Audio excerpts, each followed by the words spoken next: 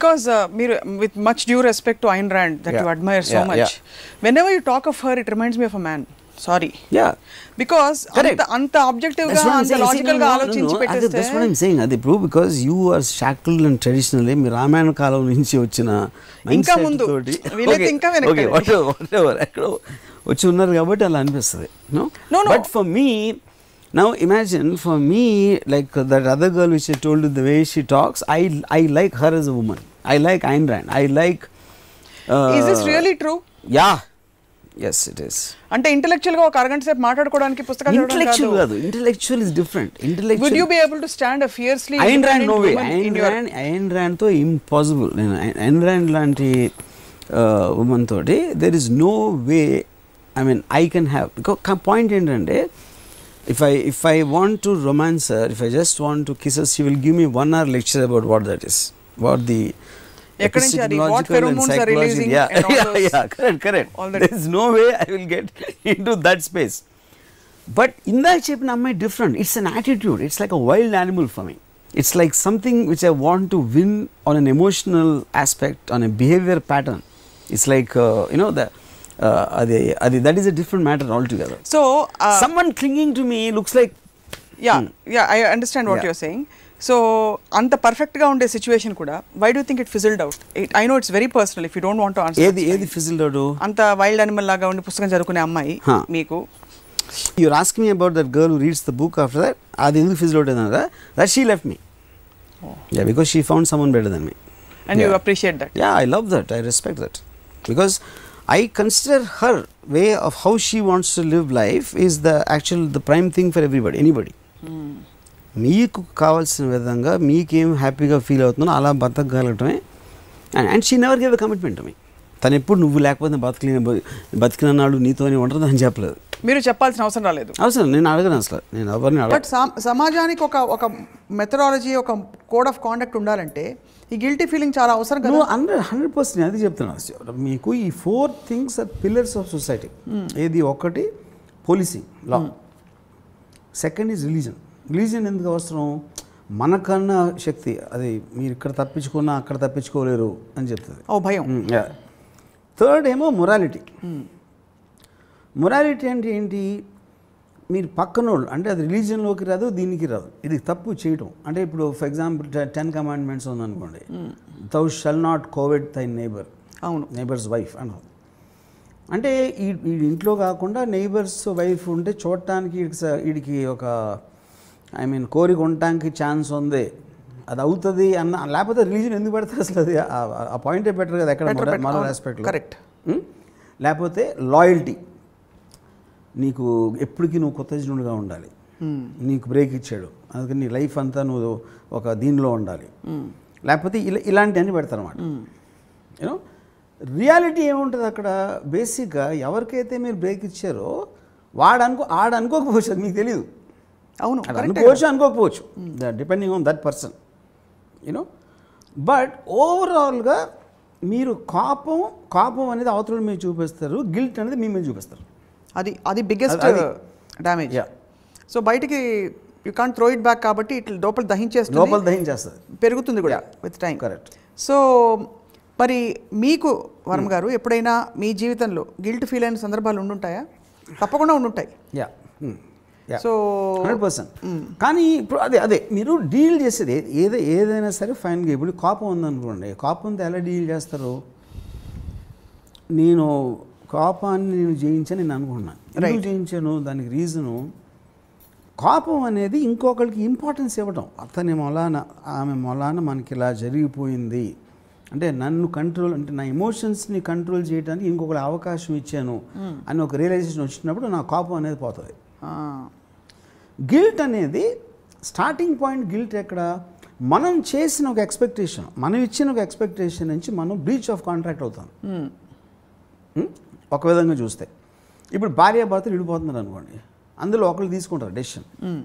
ఆ డెసిషన్ తీసుకున్న వాళ్ళకి గిల్ట్ ఉండడానికి ఛాన్స్ ఉంది. ఎందుకంటే వాళ్ళు తీసుకున్నారు, నువ్వు లేకపోతే నేను బతకలేను, నేను ఒకటే అని. మీరు డ్యూయెట్లు పాడకపోయినా అలాంటి మూమెంట్స్ మీరు చేసుకుని సడన్గా ఒకళ్ళు విడిపోవాలని తీసుకుంటే 100% ద పాయింట్ ఆఫ్ గిల్ట్ వస్తుంది. అవును.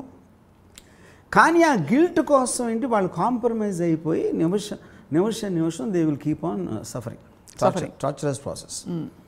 దాని బదులు తప్పు చేసాం అని ఒక స్టేట్మెంట్ లాగా అనుకుని దాన్ని కట్ చేసేస్తే ఆస్పెక్ట్ ఉండదు. గిల్ట్ అంటే లింగరింగ్ ప్రాసెస్. గిల్ట్ అనేది పోదు ఎప్పటికి, దాన్ని మనం పట్టుకుని వేలాడుతూ ఉండదు. సో ఇప్పుడు ఫర్ ఎగ్జాంపుల్ నా ఫ్రెండ్ ఒకడు ఉన్నాడు, ఆడు పెళ్ళి అయింది, పెళ్ళి అయ్యి ఒక పర్టికులర్ టైంలో something happened with his wife and it doesn't he can't అంటే ఆడు పెళ్లి చేసుకుని ఆడేం ఒక పర్టికులర్ టైంలో వాడు కోరి అంటబడి చేసుకున్నాడు యాక్చువల్గా. రైట్. ఒక పర్టికులర్ టైంలో విడిపోవాలి అంటే తన మీద ఎందుకు విడిపోవాలి అసలు? వాడికి ఏదో కారణాలు ఉండొచ్చు, ఉండకపోవచ్చు, లేకపోతే ఉట్టి ఈ అమ్మాయి ఎగ్జిస్టెన్స్ నచ్చకపోవచ్చు ఫర్ సమ్ రీజన్. అప్పుడు ఏంటి, బయట నుంచి మనం ఇలా చేస్తున్నాడు అని అంటాం, లోపల నుంచి వాడు కూడా చెప్పాడు నీతోనే ఎప్పుడు ఉంటానని. ఇప్పుడు అది మారిపోయింది. వాడికి ఎందుకు మారిపోయిందంటే వాడి కారణాలు మనకి చాలా సింప్లిస్టిక్గా అనిపించవచ్చు, అసలు ప్రాబ్లమే కాదని అనుకోవచ్చు. ఆడేమన్నాడు, తన వైఫ్ తోటి నాకు అసలు నీ మీద కోరికపోయింది అన్నాడు. నాకు నీతో ఉండటం అనేది నేను ఒక సేమ్ రూమ్లో నీతో ఉండటం అనేది నేను ఒక నరకంలో భావిస్తున్నా అని అలాగా మాట్లాడి, అది ఎందుకు మాట్లాడి అలాగా, he just wants to cut off. కానీ ఇలా చేయకూడదు, ఇలాగే ఉండాలి అంటే ఎక్కడో అక్కడ ఇద్దరికి ఒక టార్చరస్ ప్రాసెస్ అలా వెళ్తూ ఉంటుంది. చాలామంది దాంట్లో బతుకుతారు. అవును, ఆ డెసిషన్ ఒకటి తీసుకోలేక. డెసిషన్ తీసుకుంటే ఇద్దరు they can go different directions. So ఆ అనాలిసిస్ చేయగలిగినప్పుడే మీరు గిల్ట్ ఫీలింగ్ని జయించగలుగుతారు. ఇప్పుడు మీరు అన్నారు కదా జీవితాంతం నీతో ఉంటానని చెప్పి వాళ్ళిద్దరు అనుకున్నారు, అదే పెద్దలు చెప్పారు కాబట్టి పెళ్ళి అలాగే అవుతుంది. ఆ తర్వాత ఉండలేకపోతున్నామే, మనం మాట ఇచ్చి మాట తప్పామనే గిల్ట్ ఉంటుంది కదా. సో మరి పెళ్ళయ్యేటప్పుడే ఏం చెప్పాలంటారు అయితే గిల్ట్ రాకుండా? తర్వాత ఇప్పుడు ఎక్స్పీరియన్స్ అయ్యింది కాబట్టి రైట్, నెక్స్ట్ టైం మీరు చేసినప్పుడు అలాంటి రిలేషన్షిప్ వెళ్ళినప్పుడు, ఇప్పుడు నేను ఉన్నాను అనుకోండి, నేను ముందే అన్నీ చెప్పేస్తాను. లైక్ అంత పెద్ద ఏదో ఉండడు, నాకు ఇవాళ పొద్దున్న ఉన్న ఫీలింగ్ మధ్యాహ్నం ఉండదు, మధ్యాహ్నం ఉన్న ఫీలింగ్ రాత్రి మారిపోతుంది అని మీరు ముందే అన్ని కార్డ్స్ ఓపెన్ చేసి పెట్టారు అనుకోండి ఫేస్ మీద.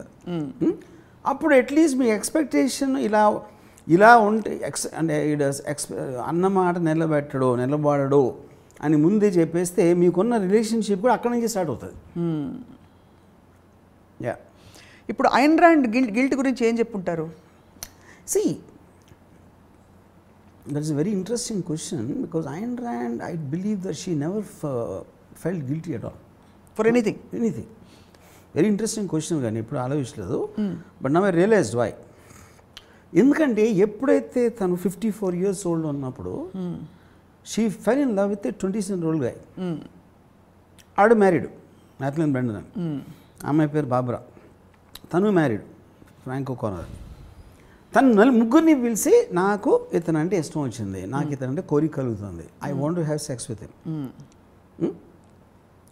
అని చెప్పింది. అంటే తన మనసులో ఉన్న కోరిక చెప్పేసింది బయటికి, మొగుడికి, ఆడికి, ఆడి భార్యకి. దాని తర్వాత డెసిషన్ ఎవరికి ఇస్తుంది? వాళ్ళకి ఇస్తుంది. మీరేం చేస్తారు?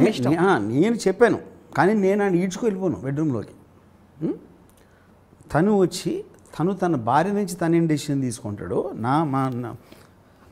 నా హస్బెండ్గా నువ్వేం డెసిషన్ తీసుకుంటావు, దాన్ని బట్టి మీరు ఆలోచించుకుని నాకు చెప్పండి. అది సరే, వీళ్ళిద్దరిని వదిలేసి వాళ్ళిద్దరు వెళ్ళిపోయారు. ఐన్ ర్యాండ్ హస్బెండ్ని బార్బరా అనే అమ్మాయి వెళ్ళిపోతే they use to spend time. So guilt అది చెప్తున్నా. మీరు అలా చెప్పటానికి ఎంత పని చేసిందో చూసేవాడిని. అంటే ఇప్పుడు నాకు ఎవరో ఒక మన వన్ ఆఫ్ దీస్ జర్నలిస్ట్ కదా, ఒక ఒపీనియన్ మేకర్స్ ఉంటారు కదా, అది ఐన్ ర్యాండ్ గురించి మీకు అసలు తెలుసా? 55 years ఉన్నప్పుడు 27 అంటే అది మీరు మోరల్ ఆస్పెక్ట్గా వస్తున్నారు. ఐన్ ర్యాండ్ 54 years 27 హస్బెండ్ అంటే you're again coming in to the same thing without being in their shoes. నాకు తెలుసు. ఓకే. సో బేసిక్ పాయింట్ ఏంటంటే truth is the ultimate killer of guilty feeling. Right. ఏది మీకు చెప్పుకోగలగాలి, అవతలలో కూడా చెప్పే ధైర్యం ఉండాలి. That is what the only thing which will kill guilty feeling. Right. చాలామంది వాళ్ళు చేసే పనులన్నీ వాళ్ళు చేసుకుంటారు. Yeah. ఐ కెన్ బి లంచాలు తీసుకోవడం కావచ్చు, లేకపోతే ఎక్స్ట్రా మరిటల్ అఫైర్స్ ఇవన్నీ కూడా. కానీ ఎప్పుడైతే పట్టుబడతారో అప్పుడే వాళ్ళ గిల్ట్ బయటకు వస్తుంది. So does it mean that guilt I think is different. That guilt is much more towards criminal aspect. అది ఇప్పుడు అదే ఇప్పుడు మీరు సపోజ్ మీరు లంచం అని చెప్పారు కదా, లంచం తీసుకున్నప్పుడు భయం ఉంటుంది పట్టుబడతానేమో అని. కానీ లంచం తీసుకోవటం తప్పు అని వాళ్ళు ఫీల్ అయినప్పుడు అది గిల్టీ ఫీలింగ్ అవుతుంది. నేను తప్పు చేస్తున్నాను అని ఫీల్ అయితే వాళ్ళు ఫీల్ అయితే రైట్. కానీ ఉన్న పరిస్థితుల్లో చేయక తప్పట్లా. కానీ తప్పు చేస్తున్నానని మనం గిల్టీ ఫీల్ అవడానికి, పట్టుబడతానేమో అని భయపడటానికి ఉన్న డిఫరెన్స్